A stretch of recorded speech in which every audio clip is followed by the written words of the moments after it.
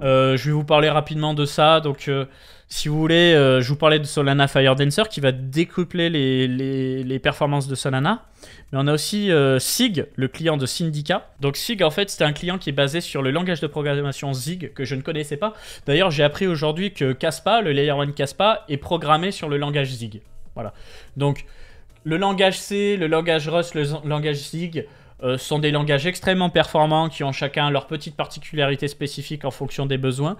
La particularité du Zig, c'est qu'il s'interopère parfaitement avec le C, c'est-à-dire que vous pouvez importer des librairies en C dans votre code en Zig et elles vont marcher sans perte de performance. Et il y a aussi d'autres avantages pour certaines micro-optimisations à bas niveau au niveau du Zig qui fait que dans certains cas, le Zig peut être plus performant que le langage C. Donc en couplant du Zig et du C, tu peux avoir le top des performances. Et du coup, voilà, je suis pas développeur, hein, mais ce qu'il y a d'intéressant là-dedans, c'est qu'on sait que le prochain client Solana qui s'appelle Fire Dancer, il sera en langage C. D'ailleurs, il y aura aussi des composants en Go. J'ai vu, parce que quand tu fais GitHub Fire Dancer, tu as le projet Radiance, toujours produit par l'équipe de Jump, qui est de développer certains modules de Fire Dancer dans le langage Go. Donc j'imagine qu'il y aura un client en C et un client en Go, et en fonction des besoins, on mettra des modules soit en C, soit en Go. En fait, on prend le meilleur de tous les langages, hein, tout simplement. Et donc, Sig, eux, il se sont rendu compte d'un truc. En gros, Sig, il se sont rendu compte que pour chaque transaction en écriture créée, il y a 25 transactions en lecture qui sont débloquées. Et du coup, ça fait que, bon, bah voilà...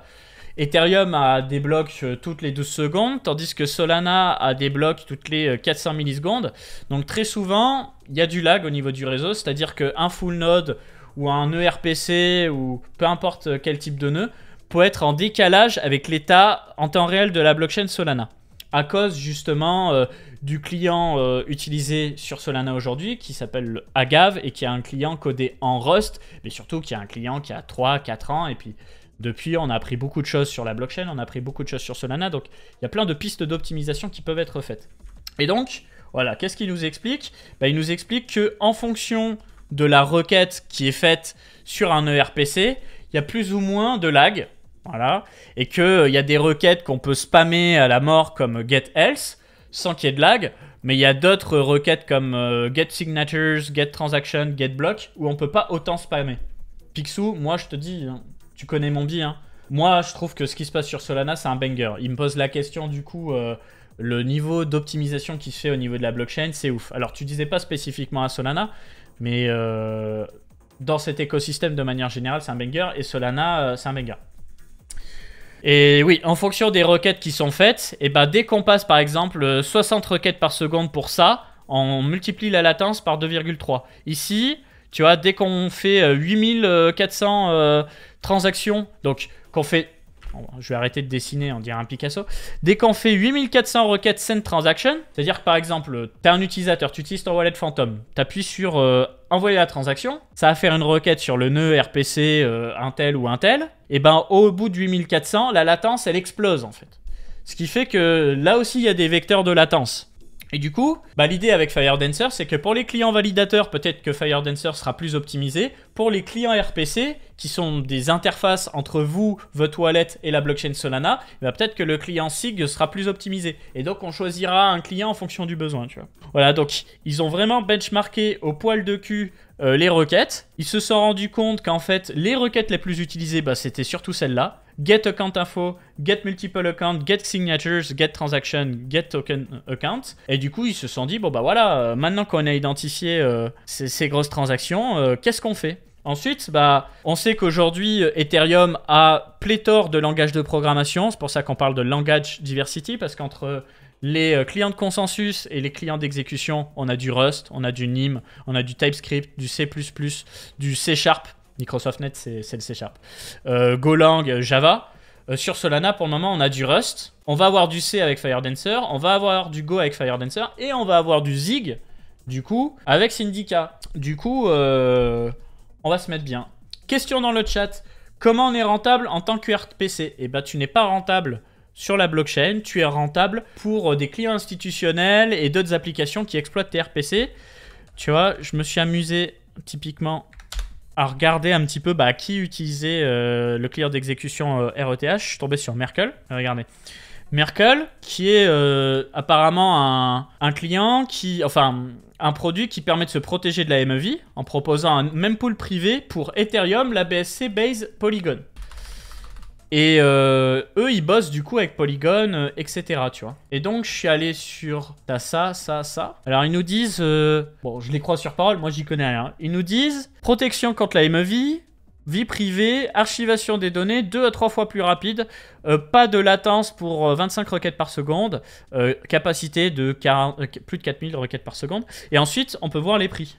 40 centimes par million de CU, j'imagine, c'est compute units. 20 millisecondes plus rapide que les concurrents. Et donc, je pense qu'il y a un business là-dedans, tu vois. Où, je sais pas, t'as des wallets, t'as des applications décentralisées, des clients institutionnels. T'as un besoin d'avoir accès à des données le plus rapidement possible. Et bah, tu peux passer par eux, tu peux passer par un autre. Donc après, est-ce qu'ils sont plus chers, moins chers, j'en sais rien. Ok, Hyperliquid était bien sur Tendermint à l'époque, mais ils ne le sont plus. Donc, ce qui va être intéressant sur Solana, c'est qu'au jeu de la décentralisation, et là, vous savez, vous connaissez mon biais pour Solana, vous savez que j'ai tendance à en faire l'éloge sans descendre Ethereum pour longtemps. Et ben, je pense que Solana va avoir 4 types de clients bien distincts sur 4 langages différents. On aura le client Agave et le client Jito qui seront en Rust, je compte du coup pour 1. Firedancer en C, 2. Firedancer en Go, 3. Zig en 4. Ensuite, ce qu'ils vont faire, c'est qu'ils vont répartir le staking entre les différents clients pour qu'aucun client n'ait plus de 33% de la délégation de staking. Et comme ça, ça évitera les attaques au niveau du code en cas de faille, etc. Pourquoi être bullish sur Solana plutôt qu'Ethereum et inversement? Tu es bullish sur Ethereum parce que tu as plus d'effets de réseau, tu as plus d'ancienneté, tu as une vision plus portée sur la décentralisation au niveau de comment sont répartis les tokens Ethereum. Parce que voilà, aujourd'hui, tu as à peu près 28% de tous les Ethers qui sont stakés et c'est des individus du monde entier. Alors que sur Solana, tu as énormément de jetons qui sont stakés. Je crois qu'on a 66% de tous les Solana qui sont stakés. Et on va pas se mentir, la majeure partie, c'est des gens proches de l'équipe. C'est des OGVC, des gens qui se sont rapprochés de Solana pour monter des validateurs à l'époque et qui avaient été subventionnés pour ça, des gens qui sont subventionnés aujourd'hui.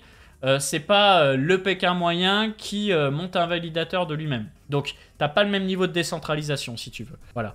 T'as pas le même effet de réseau non plus. Par contre, en revanche, Solana, en termes de performance pure et dure, pour moi, aura toujours une longueur d'avance sur Ethereum. Voilà. Parce que la machine virtuelle de Solana restera supérieure à celle d'Ethereum tant qu'on n'aura pas un client RETH qui excellera dans la parallélisation des transactions, en sachant que leurs travaux se basent beaucoup sur ceux de Aptos et que apparemment Solana est souvent supérieur à Aptos pour ça. Donc du coup, je pense que Solana, en termes de performance pure, a de l'avenir devant lui.